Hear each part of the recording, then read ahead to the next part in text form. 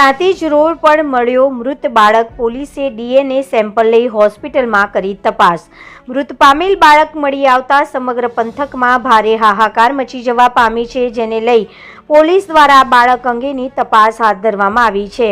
પ્રાપ્ત માહિતી મુજબ સાબરકાંઠા જિલ્લાના પ્રાંતિજ તાલુકાના ફતેપુર તખતગઢ રોડ પરથી એક ત્યજી દેવાયેલું મૃત બાળક મળી આવ્યું હતું. આ બાળક તળાવના ગરનાળા પાસે મૃત હાલતમાં મળી આવ્યું હતું. સ્થાનિકોએ 108ને જાણ કરતા બાળકને હિંમતનગરના સિવિલ હોસ્પિટલ લાવવામાં આવ્યું હતું. બાળક મૃત હોવાથી પ્રાંતિજ પોલીસે અજાણી સ્ત્રી વિરુદ્ધ ગુનો નોંધ્યો છે.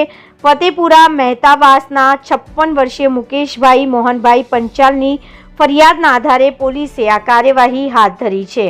આ અંગે પ્રાંતિજ પોલીસ સ્ટેશનના પીઆઈ નારાયણસિંહ ઉમટે ટેલિફોન મારફતે વાતચીત કરતા જણાવ્યું કે ત્યજી દેવાયેલ બાળકનું મોત થયું હતું. બાળકને રવિવારે સિવિલ હોસ્પિટલમાં લાવવામાં આવ્યા બાદ સોમવારે તેનું પોસ્ટમોર્ટમ કરી ડીએનએ સેમ્પલ લેવામાં આવ્યા છે. પોલીસે આ મામલે વધુ તપાસ હાથ ધરી છે. મળી આવેલા સ્થળની આસપાસની હિંમતનગર, મોડાસા અને પ્રાંતિજની મેટર્નિટી હોસ્પિટલોમાં તપાસ કરી જરૂરી માહિતી એકઠી કરવામાં આવશે. રિપોર્ટર જનક જાદવ, બીએન ન્યૂઝ ગુજરાતી, સાબરકાંઠા.